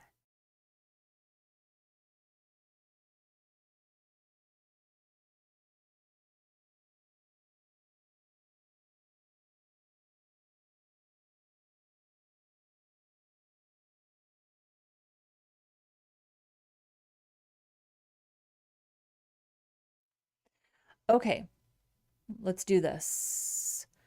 So let's read this first. From the project root, SQLite 3, then our file, then inside the SQLite prompt, tables, to inspect a table, schema transcripts, to query it for chunks, and then exit with quit. You can make the output nicer. So here's a user interface option.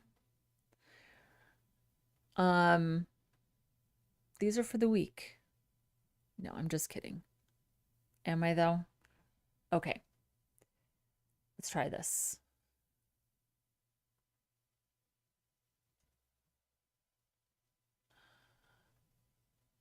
Okay, so let's quit. I'm gonna kill the terminal and start over.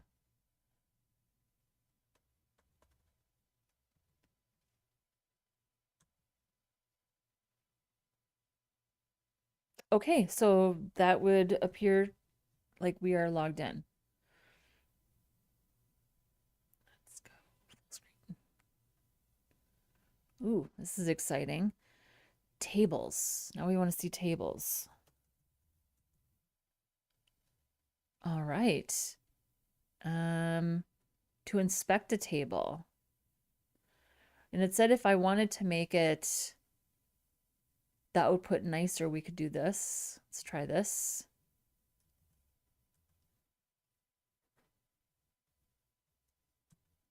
Okay, that made no difference. Let's try this. To inspect a table, schema transcripts.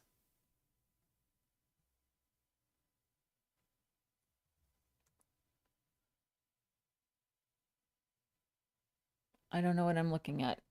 Create table transcripts. Okay. To query it, select the ID, the title, the date, and the project from transcripts, limit 10.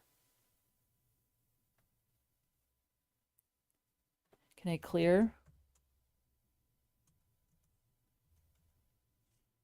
Hang on.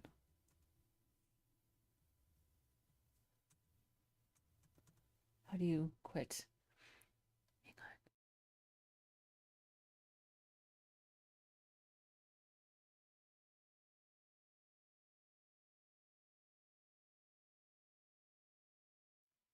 on. Okay. How do you quit? I don't know. Okay. Let's do this.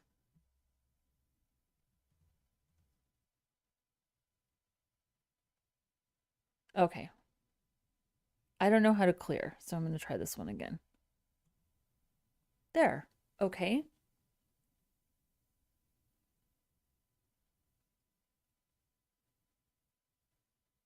Oh, maybe you do dot clear. No. Okay, and that quits. How do you clear? Or can you not clear? Oh, my head's in the way.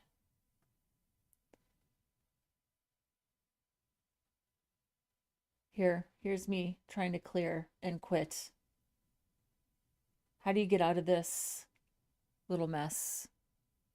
Well, we have something new that we can learn, right? Okay. Well, that's I just wanted to know that I could if I wanted to. Not that clearly I have no idea what I'm doing. So, I just wanted to know that I could if I wanted to. So there's that. Let's at least commit and get this pushed up.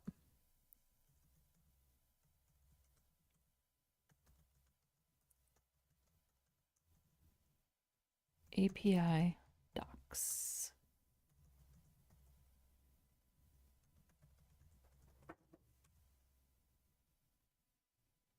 Okay. And let's take a look on GitHub and see how our documentation looks.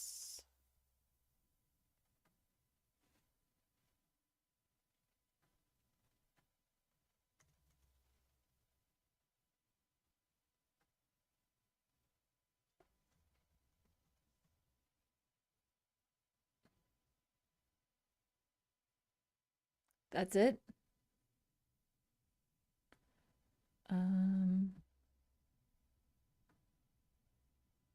I guess it is. Okay, I'm actually going to see if I can grab that whole thing next time. Did I already close? No, hang on. Why isn't view complete documentation? Oh, it just didn't include everything.